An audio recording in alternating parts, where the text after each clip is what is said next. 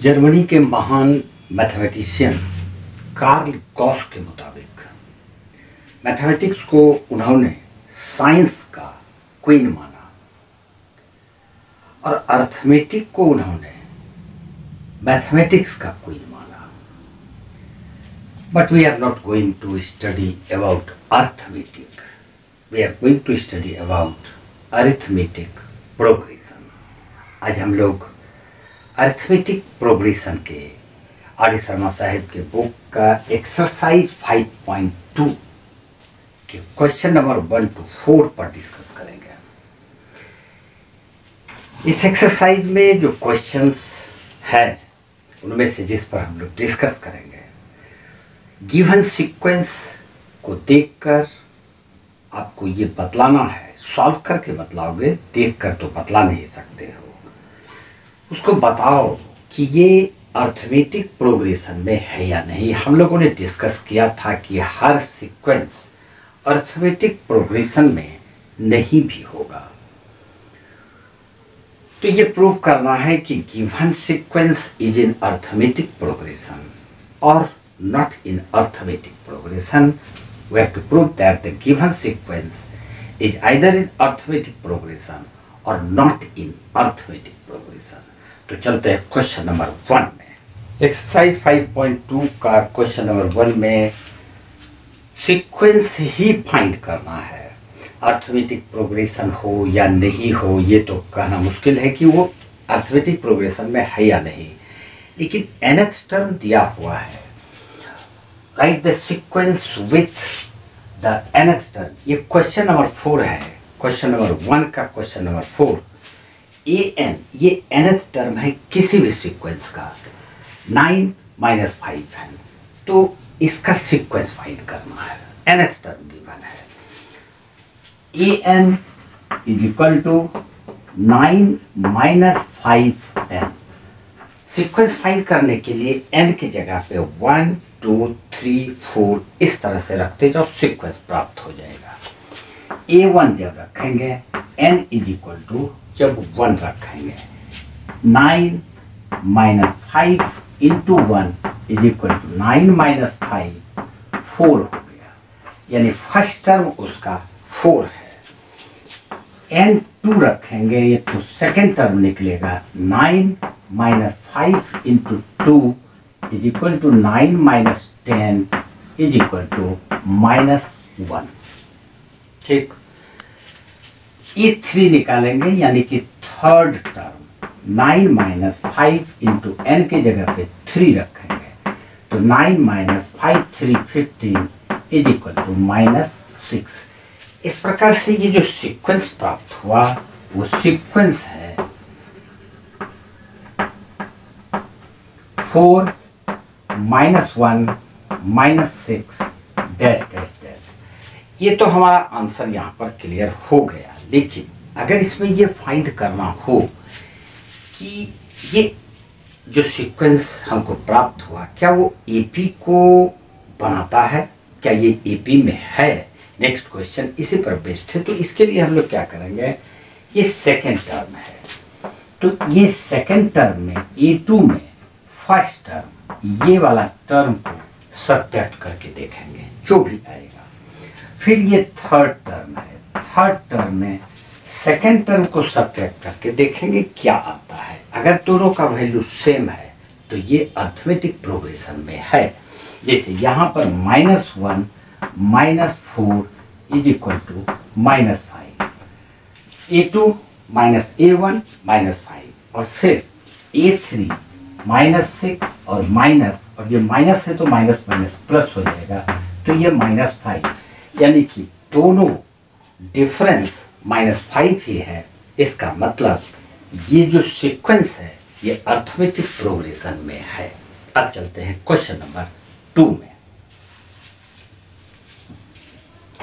Question number 2 में ये कह ही रहा है कि ये अर्थमेटिक प्रोग्रेशन में है।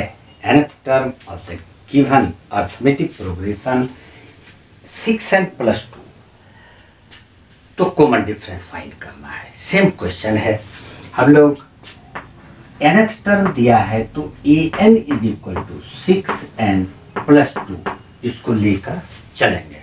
अब n की जगह पे यहाँ पर हम लोग 1, 2 और 3 इसी तरह से सब्स्टिट्यूट करेंगे, ये वैल्यू 2-3 टर्म्स तक निकालेंगे। तो an1 जब रखेंगे तो ये आ जाएगा 6 × 1 + 2, यानी कि ये 8 आ जाता है। फर्स्ट टर्म उसका 8 है। सेकेंड टर्म a2 = 6 × 2 + 2 = 12 + 2 14 हो जाता है। और फिर a3 निकालेंगे तो 6 × 3 + 2 6 3 18 18 + 2 20, तो ये 20 आ जाता है। इसी प्रकार से हम इसके नेक्स्ट टर्म्स को फाइंड कर सकते हैं, लेकिन इसकी आवश्यकता नहीं है। 2 ही टर्म से इसका आंसर मिल जाता है। कॉमन डिफरेंस, तो CD यानी कॉमन डिफरेंस = किसी भी 2 सक्सेसिव टर्म्स का जो डिफरेंस आएगा वही कॉमन डिफरेंस होगा। तो A2 14 - 8A1 = 6, यही इसका कॉमन डिफरेंस है और यही इसका आंसर है।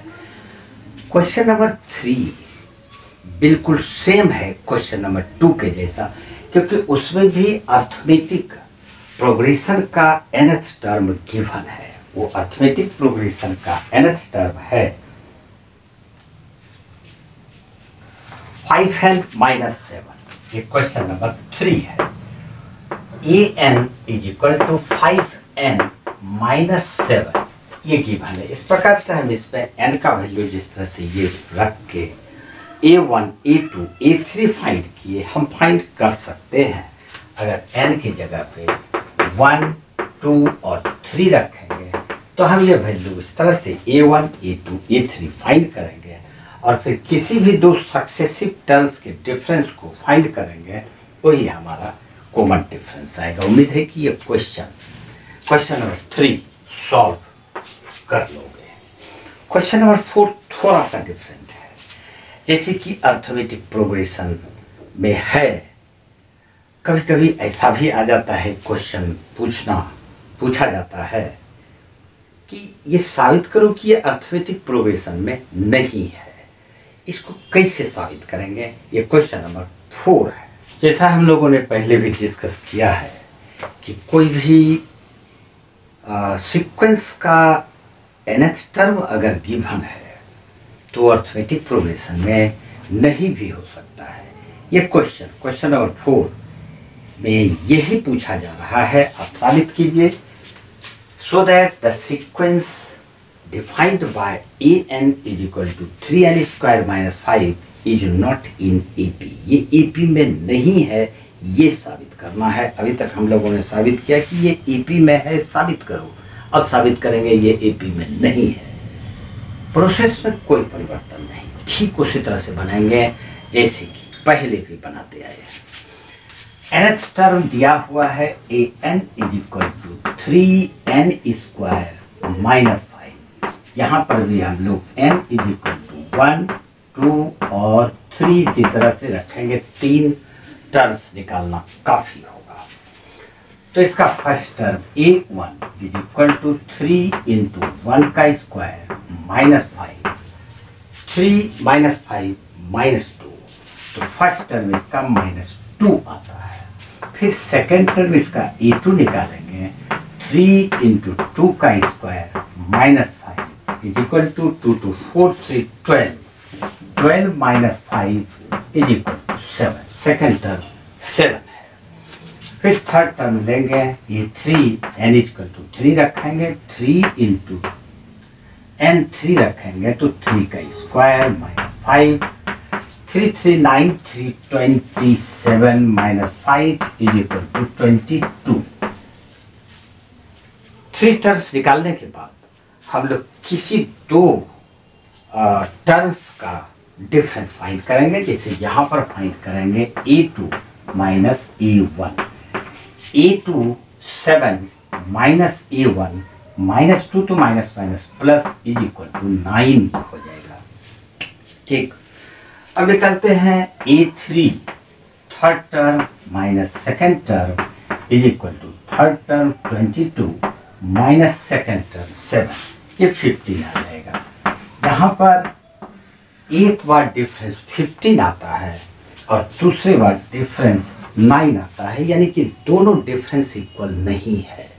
हम लिखेंगे since A2 minus A1 is not equal to, यहाँ पर नॉट इक्वल टू होगा A3 माइनस A2, देयरफॉर यहाँ पूछ रहा है कि that the sequence defined by the nth term, therefore the sequence is not in AP, ये AP में नहीं है। But the 4 question easy questions, ये बेसिक या लोअर ऑर्डर थिंकिंग आप बोल सकते हैं। डॉक्टर साहब की बुक में ये LOT में रखा गया है। आज इतना सही। नेक्स्ट वीडियो में हम लोग इसी के बचे हुए क्वेश्चंस पर डिस्कस करेंगे। आज इतना सा ही। जय हिंद, जय भारत।